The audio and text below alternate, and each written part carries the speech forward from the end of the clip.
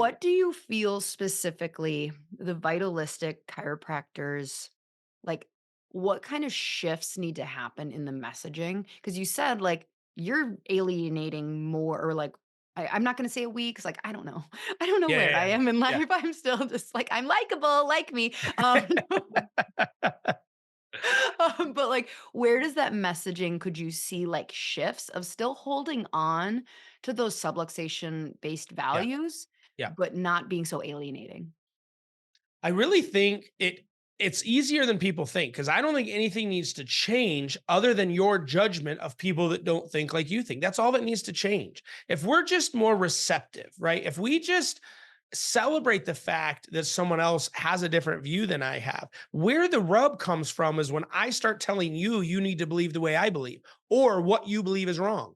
This goes into politics, this goes into religion, this goes into marriages, this goes into parenting, right? If we're a little bit more, if we just have such security in where we're at, and we have a genuine desire to learn from other people that do things differently than we do, it creates an environment of collaboration.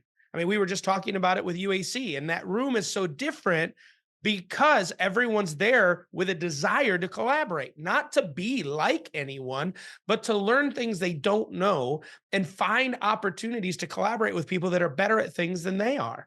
That mindset, when there's no threat, and that's part of the problem. Even our more vitalistic chiropractors, our subluxation based, our philosophy based chiropractors, there's still a poverty mindset there.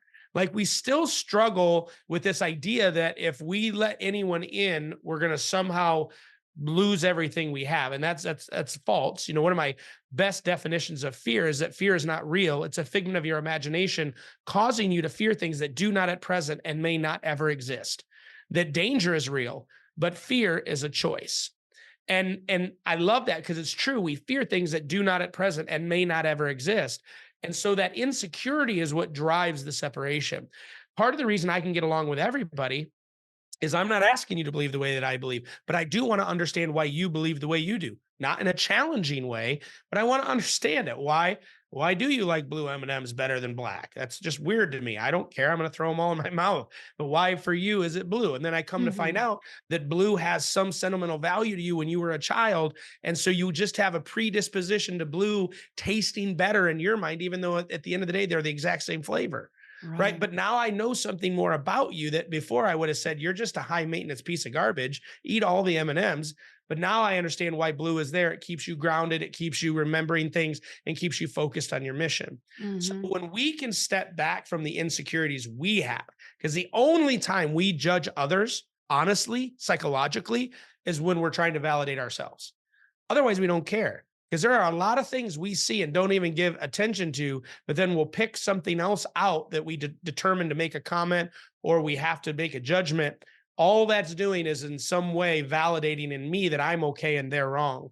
Right. When you're not doing that, when you don't need that to be You identified don't or need to to be be valued, validated. yeah, then man, the desire to collaborate is there. So if we could get, and this is what I shared that room this past weekend, if we as a group of people that believe a specific way, let's just say vitalistic, that chiropractic is about the adjustment, it's about subluxation, it's about getting the world to understand they need to be adjusted regularly. If that group of people would just be more organized and louder, not louder in judgment but louder in message, then we would capture the 80% of our profession that's in the middle, that's just tired of both ends, Right. and they don't want to, they just want a home and they don't know where to go, so they're just staying by themselves. And people don't realize this in chiropractic. We have in the United States, we have two national organizations. We have the ACA and the ICA. Obviously they're on the ends of the spectrum, right? One would say the ACA is mechanistic, the ICA is vitalistic. Together combined, they have right around 7,000 paying members combined. There are 82,000 licensed chiropractors in the US. Mm. So most people are like, F both of you. They're checked out. They don't Yeah. have faith in either organization. They don't believe that either one of them are going to do anything for them. And then let's take it to a state level. All 50 states have at least one association. Some states have two for the same Mhm. reason We we have have two 2. nationals. We have Yeah, 2, Wisconsin has two. same Yep. difference. Right. But then you look at those combined. Let's combine both the associations in Wisconsin. Still only represents 40,000 or 40% of the chiros in the state of Wisconsin. So you have 60% of the chiropractors in the state that are like, I don't want a part of anybody. I'm going to do my own thing. So that tells you right away there's no trust. There is zero trust or belief that these organizations are going to do anything for me. And so when you scale that to a profession that's, I mean, there are more than 80,000 MDs in Columbus, Ohio, and we only have 80,000 across the entire United States. We're very small as numerically of a profession. We don't have the reason that we're plateaued, the reason that we can't get anything done is because we're segmented. There's no way that your national or state associations can accomplish anything that you want individually because they don't have the resources or the time, and they're not willing to make a stand and boldly stand on any principle because it's going to polarize the small percentage of members they have anyway.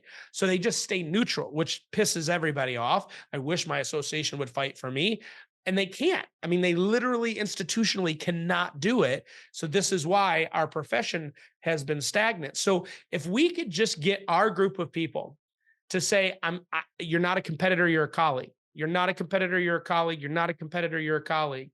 And then imagine just in your town, and you said it's a small town. Well, let's just say three of the smaller towns around you feeding into whatever big city that feeds your guys' towns. If the like-minded chiropractors in those groups all came together and say, hey, we're all going to put in $100 a month, and we're going to start doing commercials in movie theaters around here because we know in Wisconsin a lot of people go to movies, and we're just going to do together just a general chiropractic that you need to be adjusted regularly, just a commercial. None of them, we're not sending them to a website, we're not doing anything. We're just going to message chiropractic. It's going to cost you next to nothing as an individual. But as a group, you could own most of the real estate in the movie theaters around that area, telling people to consider chiropractic. Do you know how easy that would be done? If that's the mindset. So if we could just organize and we could be louder with our message, we would capture more of the profession, and we'd be able to have Super Bowl commercials. We'd be able to have all of these things, and a bunch of us are just doing a little bit to get it done. But it isn't until that mindset changes that the only way I get what I want is by making those around me better.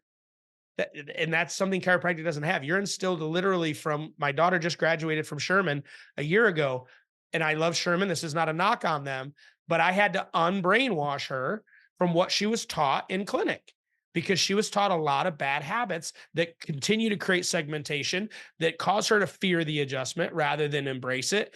And so it's systemic within chiropractic, kind of like the Hatfield and McCoy. We hate them because we've always hated them. And Right. that's just, there's no reason. We just hate them because we've always hated them. My grandpa hated them, so I hate them.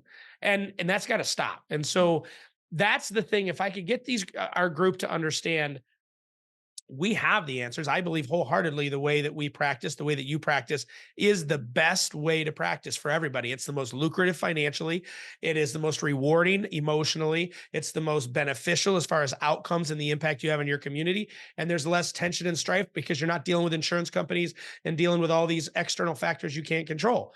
For those four reasons, I believe the way you and I practice is the right way to practice. But that's right for me. There are some people that love that fight. So I don't care. But if we are more willing to share our stories in a non arrogant, non condemning way, we will start magnetizing people over to be like, why are they always so happy? Why do they have time to be able to go to UAC events 3 times a year? How do they do that? How do they keep their clinic going? I can barely do that. I can't take vacations because my clinic drops every time I leave. Like, they don't know a different reality because they're so cut off and segmented. If we're more organized and louder, we will win this because I do believe we have the truth. But if we keep pointing our finger and saying, you're wrong, I'm right, all we're going to keep doing is putting up walls. So there's a very long answer to your simple question.